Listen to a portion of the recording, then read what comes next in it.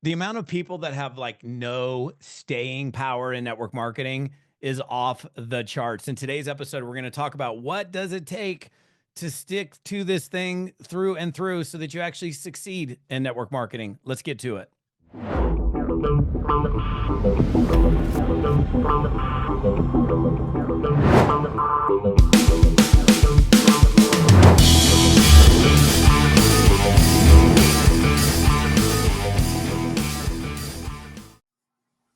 All right. What is up, my friends? All right. So today we're going to talk a little bit about staying power, stick-to-itiveness, the sheer numbers of people that come into network marketing that don't last, don't make it is, I don't have the exact numbers, but I think anybody in the profession knows that a high percentage of people just don't stick around. And even talented people, people that have the ability, work ethic. I've seen great people come into network marketing that don't make it. And then there's people that come in that honestly aren't cut out for network marketing because it's not for everybody. To say that anybody can win, everybody can win in network marketing is total BS. It's not true. So I want to talk a little bit about, how, lasting. Like I've lasted, and I say lasted because lasted, thrived, survived for 3.5 decades. That's a long time to be in the network marketing space. So even honestly, even as a speaker and a trainer, that game ain't easy. A lot of people want to be on stage and doing all that, but like if you follow me around for like a week in my office and you saw all the stuff that's involved in speaking and teaching and training, it's not just the dude up on the stage. I mean, it would be great. I would love it if all I did was just get booked and, show up on the weekend and do my thing. But like, for example, I'm speaking 2 times this weekend. I'm speaking on Friday and Saturday in Dallas. And the amount of prep work that goes into that, all people see is, it's just the same thing in like social media. Like people on social media, all they see is the wins. They don't see the work and the frustration and the anguish and all the things that go on for most people that are successful in network marketing. I know a lot of people in network marketing. I'm pretty well connected, and a great majority of people that have achieved success, they didn't out of the chute, like crushed it. I mean, even I have a friend of mine that's just on my mind right now as I'm bringing this up. I mean, this dude was like, I don't know, like 10 years of doing network marketing before he finally hit it big. And then another guy, I mean, like Jordan Adler, for example, you guys all know who that is probably. I mean, Jordan failed at like 10, 11, 12. I don't remember at least 10 companies where he made zero. And then finally hit it big with Excel years ago. And then obviously he's, doing incredibly well now. In fact, I was at Jordan's 60th birthday party in where were we? Where the heck were we? Dominican Republic. Thank you. And I remember sitting with Jordan and I was like, man, I'm like, dude, you never gave up. You never quit. And he goes, wrong. And I go, what do you mean? He goes, I always quit. And I was like, what do you mean? And so, cause he went from company to company to company, he'd go 3 months, quit, 2 months, quit, 6 months, quit, whatever, quit. And it wasn't finally until he locked in that he finally hit a big level of success. So I'm going to go through like 5 bullet points today. I've got a Zoom coming up in 45 minutes. So I'm definitely not going to go that long, but just want to have a conversation with you guys. So like the illusion of overnight success. You see all the cool stuff on social media even myself pre-social media, when I got started in network marketing, I hunkered down and honed in on the testimonial reel that occurred after the first BizOp presentation that I went to. It was like this, they gave the presentation and talked about leverage, income, and money, and building a team, and all that sounded great. But then at the end, they showed social validation. They showed all these testimonies. And back then it was all BMWs, Porsches, Mercedes, everybody's standing in front of their car with their fancy suit on, and they're, holding their watch up like this so you could see the glimmer of the watch or whatever. And, so that created a seed in my mind that, oh yeah, it's easy. Like nobody told me it was easy, ever. Nobody ever told me this is easy, but the way it was promoted painted a picture that it was far easier than I, came to realize that it was. So, I do think there's some degree of an illusion, because we see the wins and we don't see the work. And I'm pretty confident that this quote comes from Natalie Cole. If I'm mistaken, please correct me. Everyone sees the glory, but they don't know the story. Like they see where you're at and your lifestyle and your rank and whatever, but they don't see the path. Maybe you went through 9 years of frustration, or in my case, 2 years of making no money, or in Jordan's case, 10 companies or 12. I can't remember what it was. So, I mean, that's, I do think there's some degree of an illusion that's perpetuated when we promote and pitch. And of course, I mean, we don't want to make it sound like dog crap, right?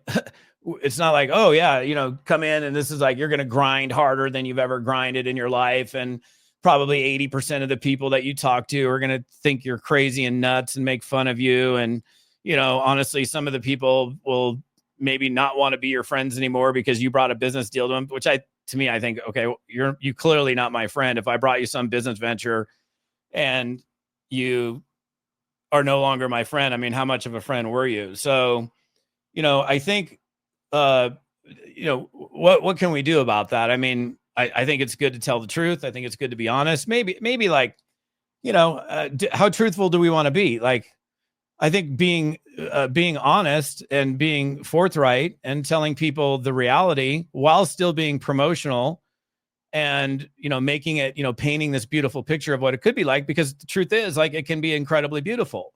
Network marketing can be incredibly fantastic. I don't know where the hell that came from, whatever. But, I mean, some of you guys that are probably plugged into this, have experienced like the amazingness that can occur in network marketing. Does not come without work. It does not I don't know anybody, honestly, that's a huge earner that hasn't had some degree of frustration, or even at some point maybe felt like quitting. I mean, I know big earners, and some of them are just, tired, but then it's like, excuse me for using this example, but I kind of and I've never done it, but I'm quite sure it's probably very addictive, like crack cocaine. Never done it, but I'm assuming since people get so addicted to it, it must feel pretty good.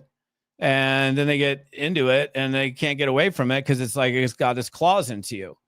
And I think that, residual income, if you get a chance to experience it once, like you get a chance to get even to, whatever, $3,000 a month, $5,000 a month. Nobody's going to say that's monster money, but you get to that level and then it disappears. Like how would you, I want to interview some people that bailed on network marketing after they got to 10 G's a month of residual income and then never came back because, I don't know, the company went to affiliate, which we've seen happen numerous times, in the last 12, 24 months, or, whatever, something happened in the company. The FDA said, you guys can't use that ingredient. Your most active ingredient was toast. And now you got to go build all over again. So, I think most people are guilty of promoting an illusion. Number two, and I know this is going to be like repeat for a lot of you, but what I've found like working with people is like this, this is like network marketing 101, right? Like when you get somebody started, in fact, I got to think back. I don't know that the very first company that I joined that they actually did this or not, but it's pretty commonplace today. Like in any getting started, onboarding process, helping them get their tools in order, meeting the team, whatever, I'm not going to go into all that, but getting clear with your why, like, why are you doing this business? What I found, because I've talked to a lot of people, is they either they don't really actually get crystal clear with why they're doing the business. They don't dig deep. They like, oh, I got to get rid of my credit card debt, or I want to buy a new car, or what. They it's like surface level why. And the surface level why isn't going to keep you in the game when you have a leg that leaves your business and goes to another company, and then they start raiding your downline. I mean, that's not, the fact that you wanted to get out. I don't know. That would probably work to the opposite. It'd probably make you're like, oh crap, now I'm further away from getting out of debt than I was now that this leg got stripped out of me and went to another company, and now they're totally raiding my downline, which happens. It's not cool, but it happens. So my question to you individually, and for you to think about, is, are you, with your team members, like when you bring on a new team member, do you actually take the time to sit down with them and really dig deep and find out why they're doing the business? Because what I find is, maybe even if they did go deep, they went deep on day one and then they forget about it, like, a week later, rather than being like so closely attached to why you're doing this. Because it's the why that will push you through and keep you in there on those frustrating days. Like, you could have a totally crappy day, totally crappy month, totally crappy year, but the bigger picture of why you're doing it is likely going to keep you in the game.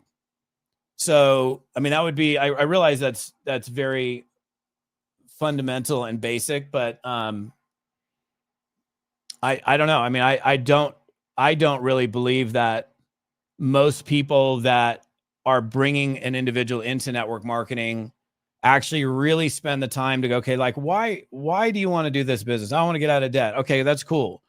But like, beyond that, like what are, like, what are the things that on a bad day, it won't even matter how bad the day is, or how bad the week is, or how bad the month is, that you're just going to keep on going, because what's on the other side of that is so much bigger that you're going to keep going. And if we can get people to attach to that, then they'll get their ass out of bed and get after it, even when they don't feel like it. Truth be told, I don't feel like doing anything. If I'm being brutally honest, I would love to do nothing, but I get my butt out of bed like I did this morning, 6 a.m., went to yoga, came home, took a shower, came into the office, started getting stuff done, because I have core emotional drivers, and I'm very, very attached to those on a daily basis. My as yours will, my reasons why shift over time. I didn't have kids before. Then you have kids. I'm literally getting ready to send 2 kids at the same time off to college. And little side note for you parents, especially you brand new parents, the day your child is born, you should start a 529. If you don't know what that is and you have kids, that's not a good sign. Because I can tell you right now, because I talked to a lot of parents that have got kids that are getting ready to go to college, and they're like, oh my gosh, I had no idea. Like, it's now they're 18 years of age, graduating, and I've been putting money away and I don't have enough money. So that's one of those things. I'm just telling you, like, you can listen to me or be like, yeah, whatever, Falcone, and blow me off, which is totally fine. Or you can go, wow. I mean, even myself, like, I've been putting money away for my kids since birth, and I'm still going to have to go out of pocket, rather than looking back, I would have like doubled what I put into their college funds. So yeah, no, on subject, but off subject a little bit. So I think there's like also 3 phases of reality and network marketing. It's like that initial excitement. You're totally pumped. You're like, oh my gosh, I'm going to change my life. This is amazing. And then, I don't know, we got call it the muddy middle. The reality sets in. It's like, or we go back to the honeymoon phase, then, the relationship that requires work. And then, the I don't know, the long-term aspect of what you're doing. And we spend a lot of time in the muddy middle. I mean, how long does the romance of the initial stages of, I mean, you could be involved in network marketing and you're so fired up. Oh my gosh, I found something. This is going to be I mean, even myself, like when I look back, I was so pumped. I was like, oh, 10 grand a month, no boss, no job, you know, BMW, Rolex watch, super shallow stuff, but whatever. And I called my mom. I drove home from the opportunity meeting. I drove home. I called my mom. I said, Mom, I found my career path. And she's like, oh, yeah, because I was the first child out of my entire family, an extended family, to graduate from college. So I'm graduating college and I call my mom because I'm excited. I found this thing. I didn't know what network marketing was the day before, found it, totally enamored by it. And then I'm doing this thing. You can recruit people, you build a team, da, da, da, da, da. And she's like, oh my God, you're in a pyramid scheme. That's a cult. If you do that, I'm going to make you pay back every last dollar of your college education. My mom was really good with threatening money, like cutting off the money. Really good at it. In fact, it's so funny because she had no money. Growing up, we had no money.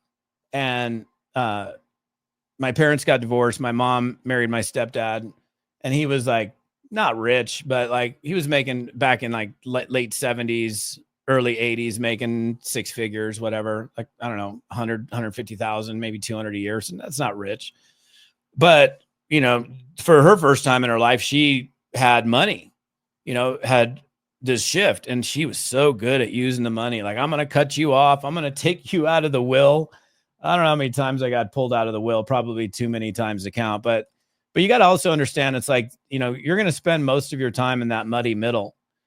And then even when you're like moving to this long game strategy, you're still going to have, you know, some degree of frustrations. Like think about this, for example, like you got people like with Rodan and Fields and Color Street and other companies that have gone away from network marketing and stripped their compensation plan out to affiliate or gone out of business.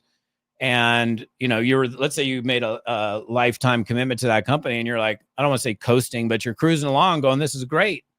You know, still in active building mode. And that's at least where you should be, active building mode. And the check is good. And you're like, this is awesome, man. And when you get network marketing going right, I think this is where the addiction comes from.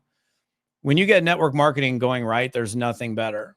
There really isn't. Like when you get it going and it's grooving, there's nothing better. Like, cause it's just that good. And, but then, you know, let's say you're in that mode and then, you know, sorry, we're gone.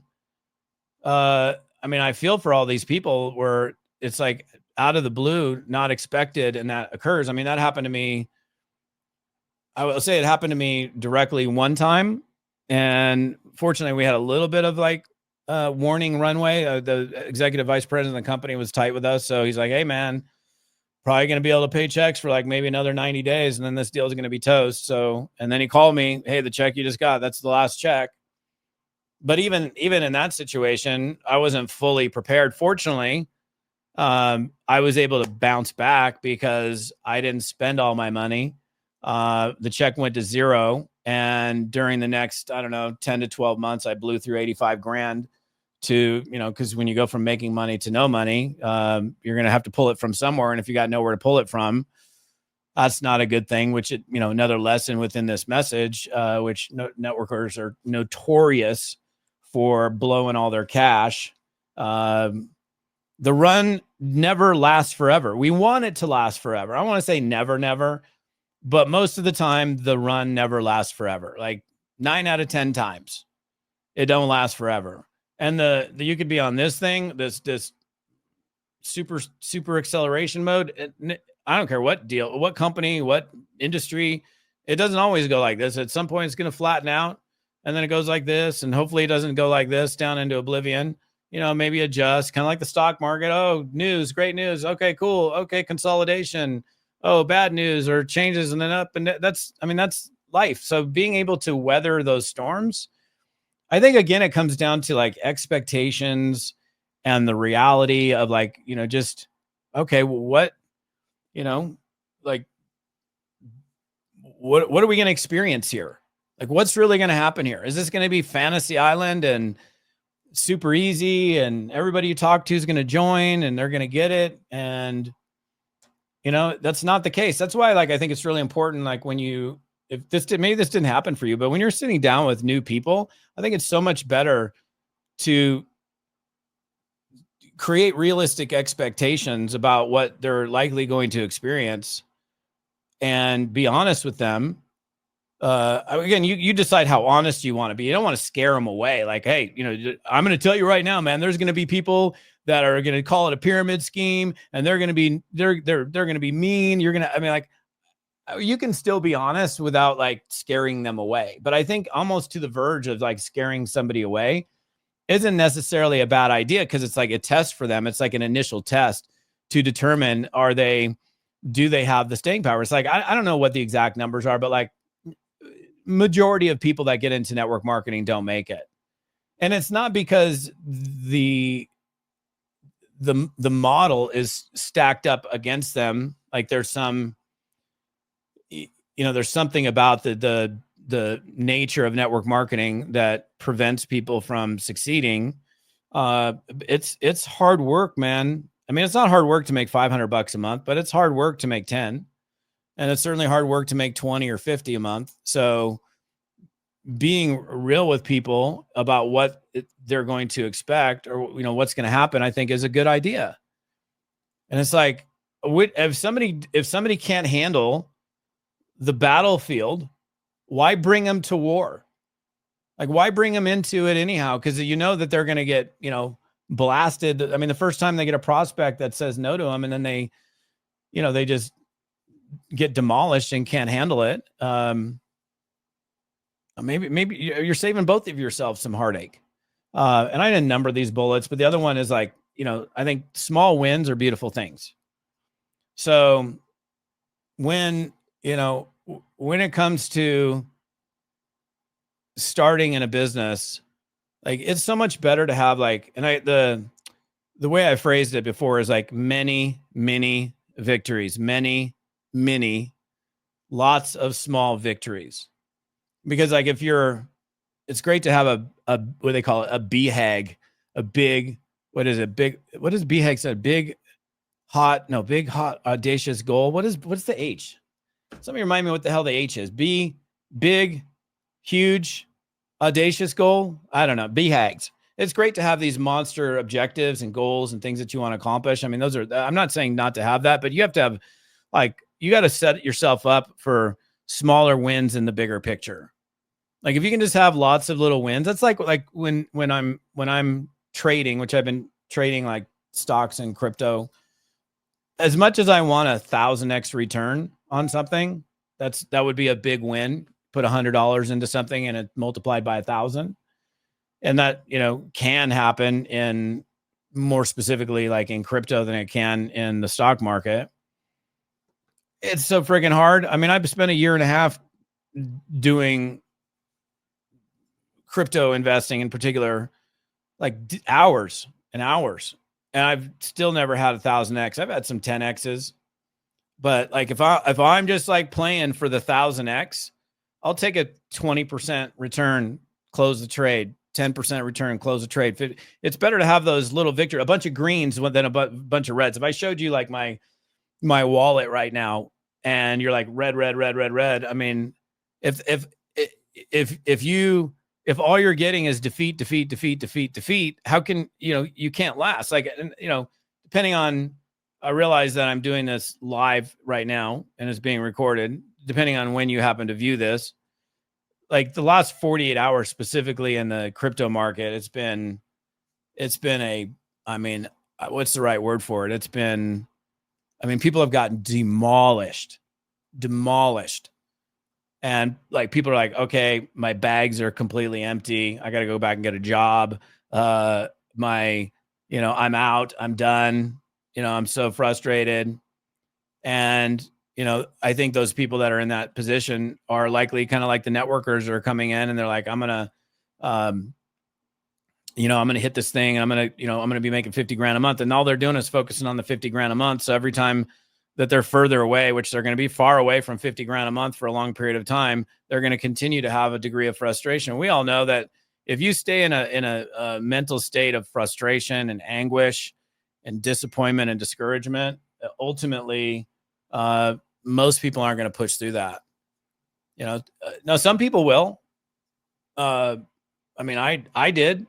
I know a lot of other people that did, but I think that takes a special person. That's why, it does take, there's individuals that you need to have this resilience and stick-to-itiveness and perseverance and thick skin. And, I think those are all mandatory qualities for somebody that's going to last in this business. If you don't have that, you're not going to last, because you will get your ass handed to you in this business. So that's just a fact, and, instead of going, oh yeah, it's going to be beautiful and lovely. So think about it. Like, are you setting yourself up for little small wins?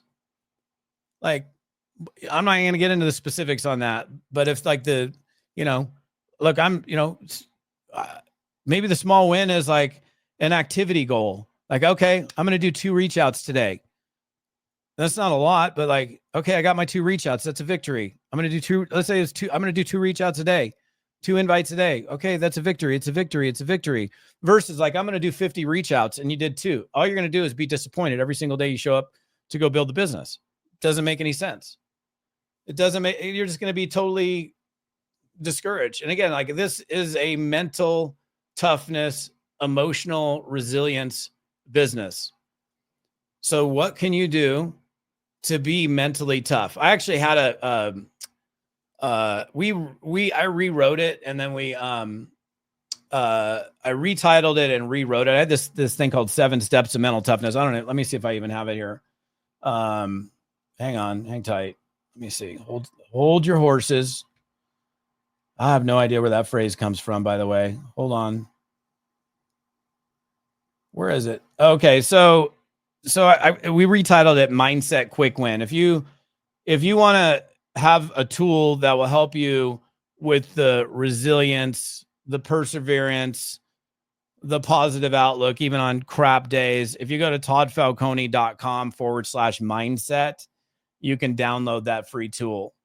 And then the last thing you got to do is like how do you overcome like the common, I don't know how we want to phrase it, the quitter's trap. Like, why, as a pro networker, this would be like, okay, I'm gonna finish with this. This is a good one to finish with. If you're a pro networker, or if you're a company owner, I don't know why owners don't do this. I can guarantee you most don't. But like, when people quit, why did they quit? Now I realize like somebody who didn't do the work comes in and bails, and they're not deserving of a win because they didn't do any work. But like, when you got people that are in your company or in your downline, in your team, and they quit, you should do an exit interview. Why wouldn't you do an exit interview? Why wouldn't you find out like, hey, what's up, man? Like, why are you bailing? Or you bailed. Why'd you bail? Like, just, I mean, I'm not going to sit here and try to beg you to come back, but if you can identify like why people quit. I mean, yeah, okay, we can look at the surface stuff, like people quit. Okay, I'm not making any money. That's probably number one. I've been, and then you could couple that with like, I'm not making money and my spouse is nagging at me because I'm not making any money and I've been in this thing for 1.5 years. That's a tough position to be in. My sponsor's a jerk. I was going to use a different word. People don't come here to get bossed around. They don't come here to be, mentored, guided, assisted, helped, coached, but not like pointing your fingers. And I don't know that there's a lot of people like that, but I know people that have quit teams because they don't like the way the upline is kind of rolling. And I know people that have quit companies because they're, they don't like, the company constantly makes changes, or they always make these promises and never fulfill on their promises, or they are driving a product that is like the mainstay of the company, but they stock out of the product that, you've built your whole business on, or, whatever. I don't need to go into all of the different reasons, but, I think for you, if you're a networker watching this, like, you should keep a tally on why people split. And then you can go, okay, well, what, if anything, can we do to keep people around? Any smart business person would very likely do that. I'm not saying that you're not smart, by the way, if you haven't done that. So don't get mad at me. But all I'm saying is, it's like, okay, so why do people attrit? Why do they quit? And I'm talking specifically on the distributor side. You could do the same for customers. But if you can find out the reasons people bail and come up with a solution to that, have like a little mastermind or round table or whatever with the other key leaders and go, these, I've, combined between the 10 top leaders on our team, because we've done tons of exit interviews. We found that these are the top 5 reasons why people don't stick around. They don't have the staying power. Sometimes it's on them. It is. It's on the individual that just doesn't hang out. They think that it's going to happen overnight. Riches don't happen overnight. Even a moderate degree of success doesn't happen overnight. Maybe their expectations are out of alignment. Maybe they're super low on the skill category, or maybe they're just not doing, they're barely doing anything, which I find is pretty common. So all that's on them. Granted, if you're providing that person with all the things that they need to succeed, they're like, you're providing them a path to run on, and it's clear and easy to understand, then you've done your job and you're there and available. But if it's like you're signing people up into something and there's no clear path, there's no runway, there's no ABC 1, 2, 3, like, then, whose fault is that? It's your fault. You're bringing people into something and you're expecting them to figure it out. So both sides have responsibility. The distributor, the rep who either has or doesn't have the staying power, as well as the leader that is providing resources, tools, education, whatever they're providing to their team to make it easier for them to take action. And then the thing is that, again, I said this on a live, I think last week, the only downside of network marketing, if there's probably more than one downside. I don't know. I can't really think of many downsides, but the one big downside of network marketing is you're not the owner. So you have to just roll with the punches there. Like, that's the only downside. And it could be an upside too. It's, you don't pull the purse strings. You don't make the decisions corporately. So you're at the whim of whatever they do. Hopefully they make good decisions. They make wise decisions. They make thoughtful decisions that benefit the field. Sometimes they don't. And there's nothing really you can do about that. So again, as I'm finishing this up, I just think it would be good for you to take a look at the reasons, and this will take you some time. If you haven't started doing this, it would be really smart for you to take some time and go, why are you leaving? Why'd you leave? And they'll tell you.